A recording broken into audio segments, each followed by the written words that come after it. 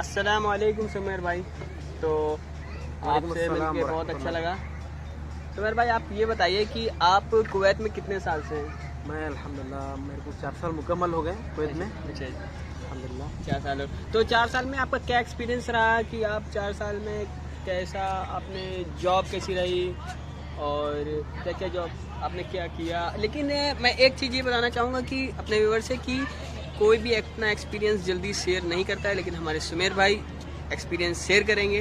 ठीक है, तो सुमेर भाई तो बताइए, मेरे जो नए व्यूअर्स हैं, अगर आने वाले भी हैं, तो वो कैसे आए और आपके साथ क्या हुआ, आप कैसे आए, कुछ स्टोरी आप बता सकते हैं? हाँ, फर्स्ट ऑफ ऑल तो मैं ये कहना चाहूँगा जी जी। कि जब आपका स्टडी ख़त्म हो जाए, okay. Don't waste your time, focus on your future. Future में what you do, what you goal, what is your goal, what is your dream. आपकी क्या ख्वाहिश है, क्या बनना है, आपका क्या ड्रीम है, आप उस पर फोकस करें। सेकेंड थिंग, जब एक कोर्स मुकम्मल हो जाता है, उस चीज़ को लिव इट ना करें कि हम एक 6 महीने के बाद जॉब देखेंगे, 5 महीने के बाद देखेंगे। इस चीज़ से क्या होता है कि माइंड नेगलेक्ट हो जाता है, माइंड एम्प्टी हो जाता है। आपने जितना लर्निंग किया है वो पूरा एम्प्टी हो जाता है।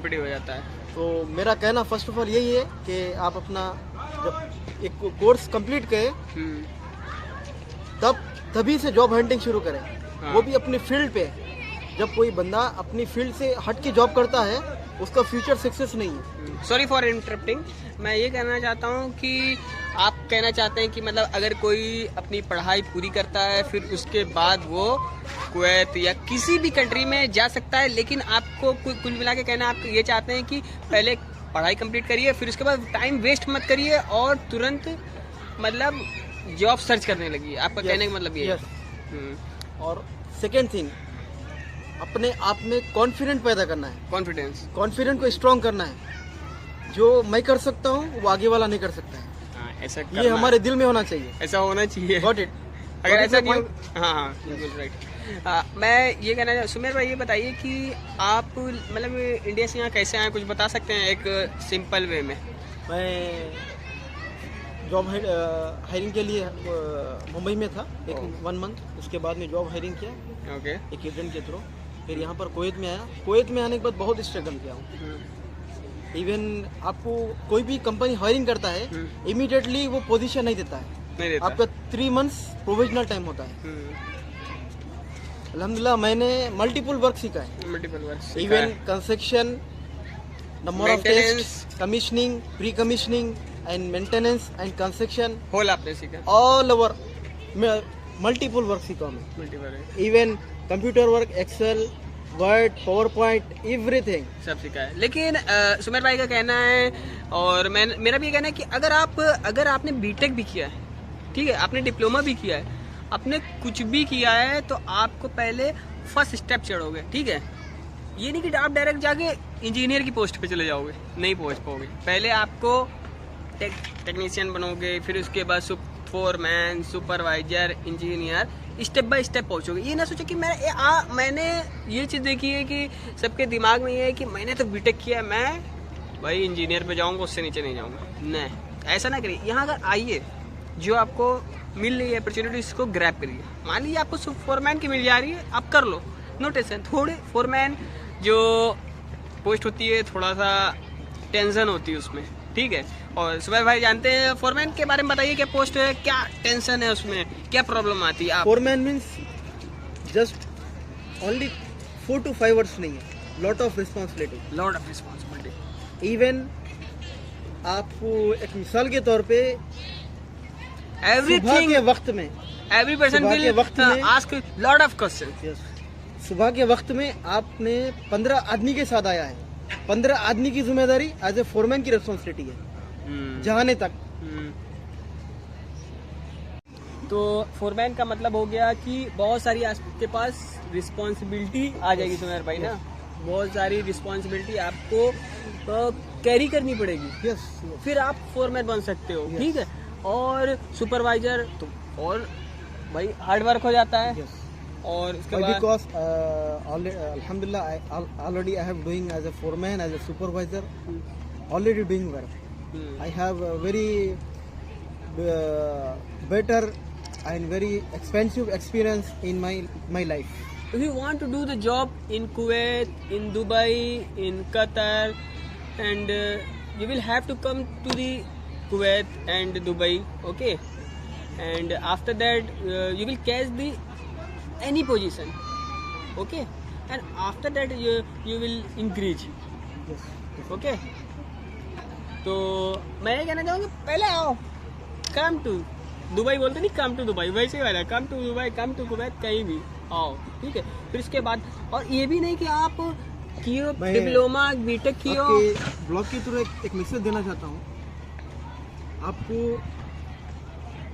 YouTube में बहुत सारे चैनल्स मिलेंगे फनी विजय फनी, बट अपना ओन एक्सपीरियंस कभी कोई शेयर नहीं करेगा।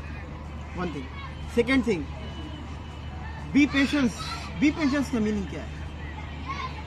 If you don't have patience, never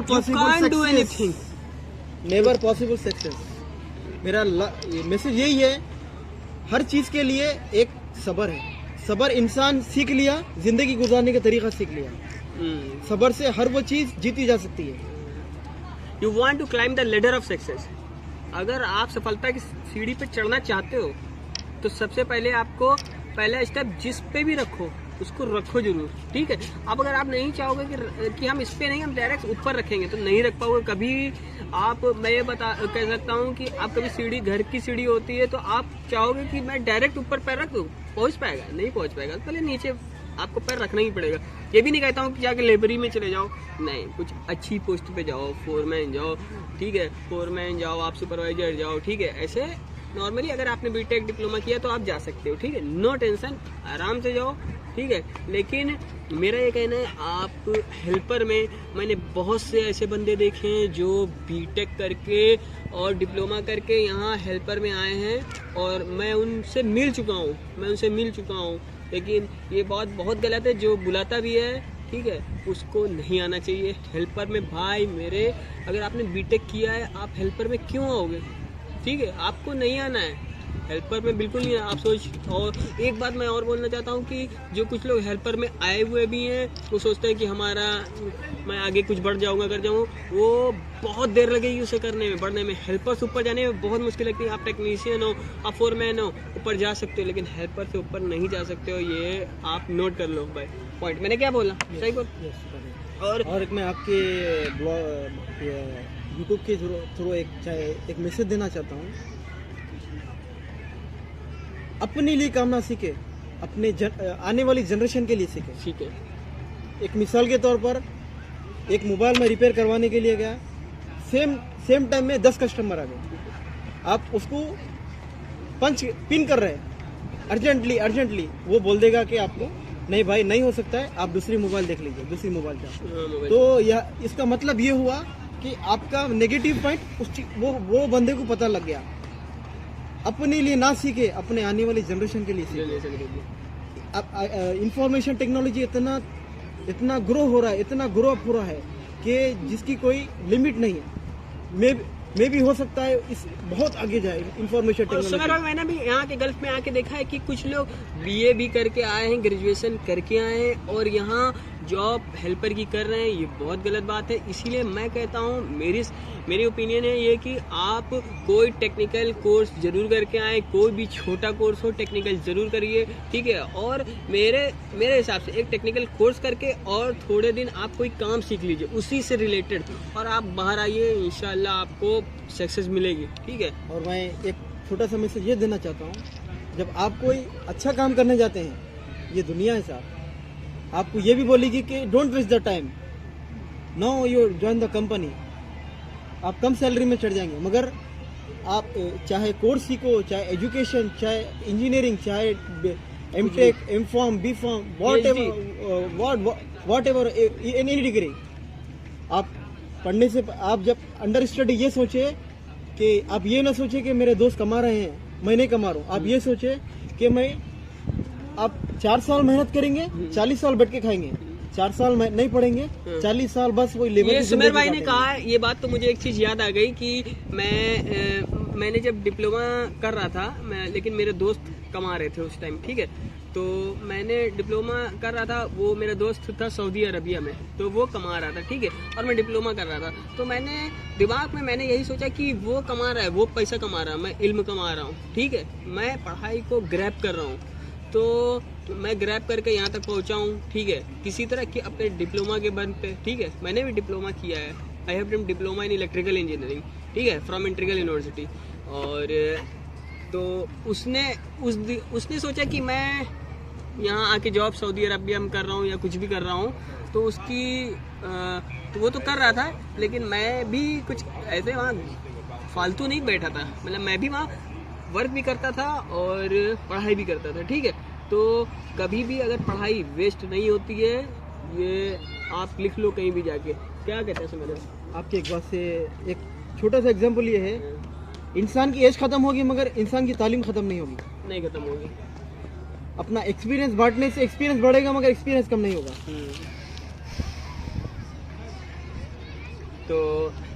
तो बस हम लोग का यही कहना है कि अगर कोई आना चाहे तो हेल्पर में मत आए।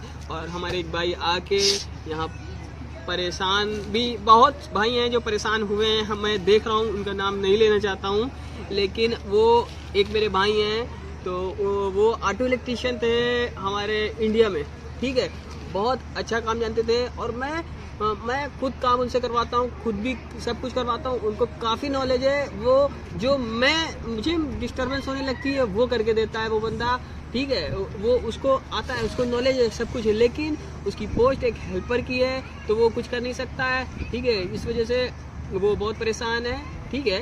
लेकिन मैंने उससे कहा कि चलो ठीक है, अगर अभी आए हो, लेकिन अगर तुम्हारे पास इल्म था, तुम्हें नहीं आना चाहिए, तो कुछ प्रॉब्लम्स होती है घर में, तो उस वजह से आया है वो बंदा। लेकिन ऐसे बहुत बंदे कुवैत, सऊदी अरबिया, कतर, हर जगह आए, ठीक है। तो मैं बोलता हूँ चाहे कितनी भी प्रॉब्लम हो आपके घर पे, एक बार प्लीज़, एक बार आप जिस फील्ड में आप हो उसी फील्ड में आओ और दूसरी फील्ड में मत जाओ। Yes definitely. Okay, bye bye, bye bye, take care. Take care.